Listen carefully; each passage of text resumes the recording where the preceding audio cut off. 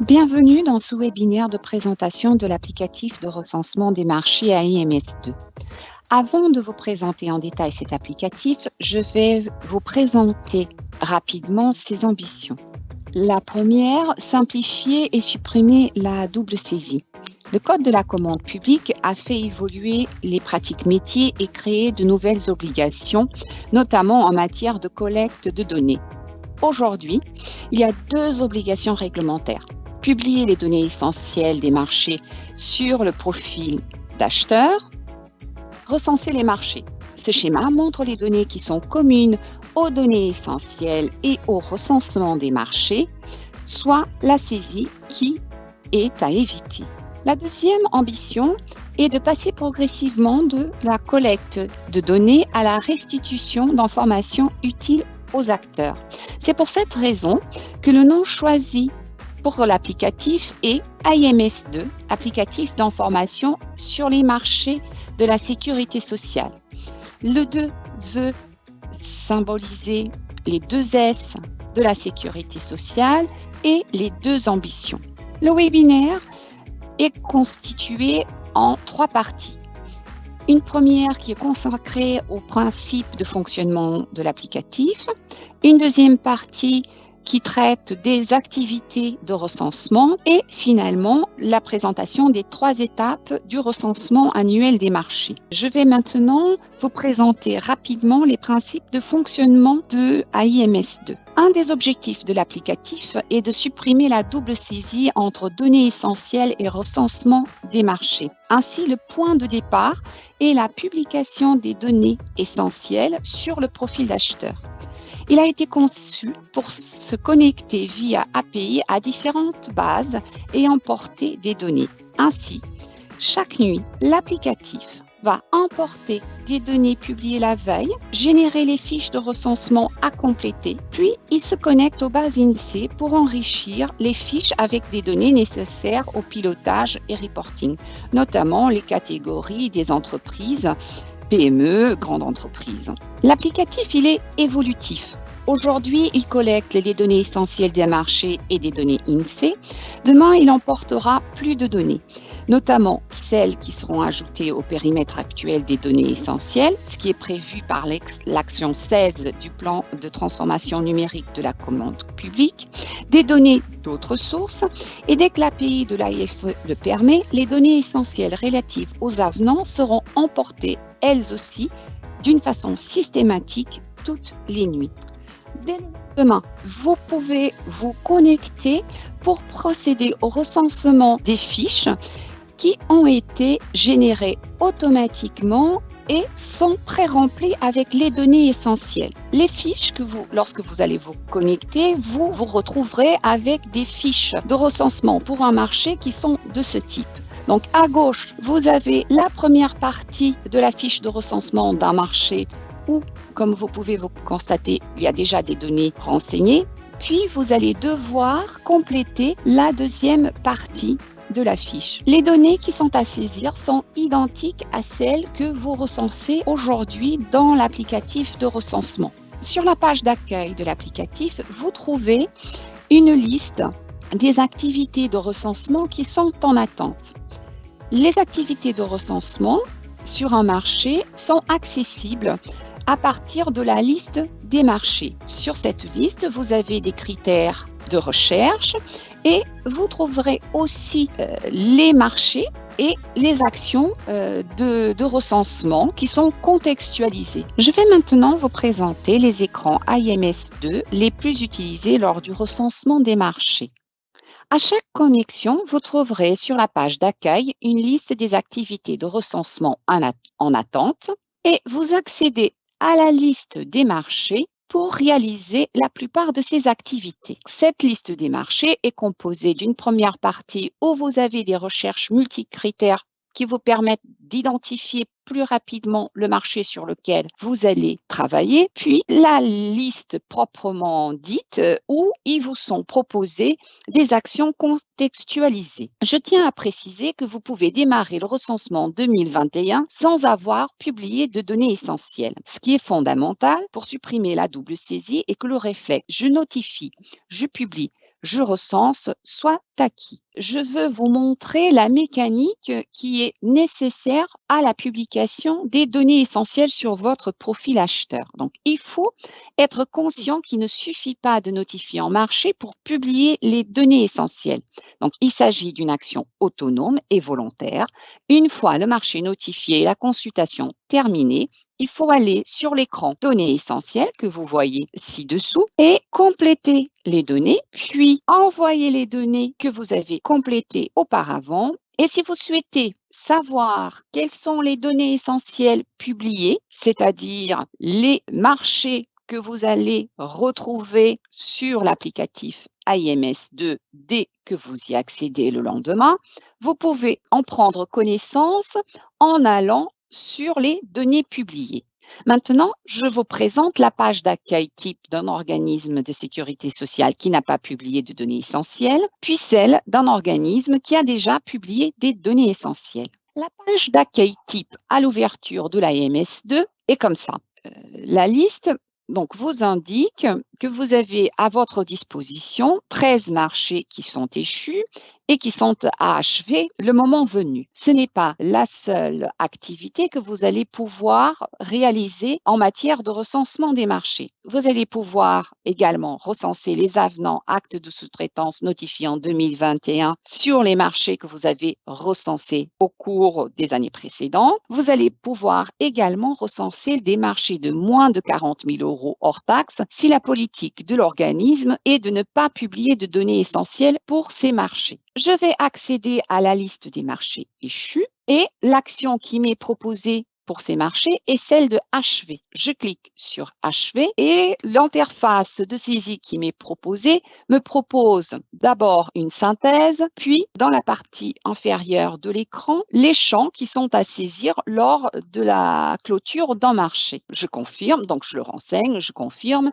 et le marché est clôturé. J'attire votre attention sur le point suivant. En cas d'erreur, vous n'allez pas pouvoir modifier les données. Il faudra envoyer un mail à Lucans en précisant exactement quelles sont les données erronées qu'il faut corriger et nous allons demander l'intervention de l'informatique pour les corriger directement en base. Je reviens maintenant sur la liste des marchés pour vous présenter cette liste et les activités de recensement que vous allez pouvoir réaliser à partir de la liste. Quand vous accédez à la liste des marchés, en haut de cette liste, vous allez avoir les marchés qui sont en cours. Vous allez bien évidemment pouvoir les achever en cas de résiliation ou de non-reconduction, mais vous pouvez aussi procéder au recensement d'un avenant en cliquant sur le plus ou d'un acte de sous-traitance en procédant de la même façon. Vous pouvez aussi visualiser le marché en cliquant sur l'œil. Vous allez avoir ce type d'écran qui récapitule l'ensemble des données qui ont été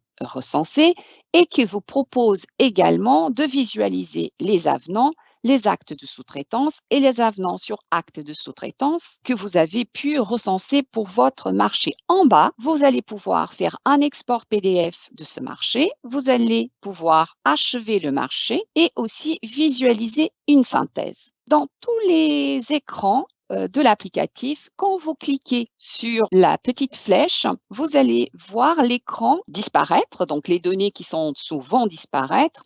Et quand vous cliquez sur la flèche, vous allez voir des informations complémentaires s'afficher. Je vous montre le type d'écran que vous avez lorsque vous faites, par exemple, disparaître les données sur le marché et apparaître les informations sur avenant acte de sous-traitance. Ça, c'est le type d'écran que vous pouvez avoir et lorsque vous faites afficher l'ensemble des informations sur les avenants ou sur les actes de sous-traitance, vous allez avoir le même type d'action qui vous est proposé pour un avenant ou pour un acte de sous-traitance et vous allez pouvoir également, en cliquant sur le nouveau, procéder au recensement d'un avenant. Si vous cliquez sur synthèse, vous allez pouvoir visualiser l'ensemble des éléments pour le marché. La première ligne correspond au montant duré et à la date de fin qui est calculée pour ce marché. Les lignes suivantes vont correspondre aux éléments recensés au niveau des avenants. Donc le montant, la durée et la date de fin qui est recalculée tenant compte des nouveaux éléments de l'avenant. En bas, vous allez avoir le récapitulatif des actes de sous-traitance.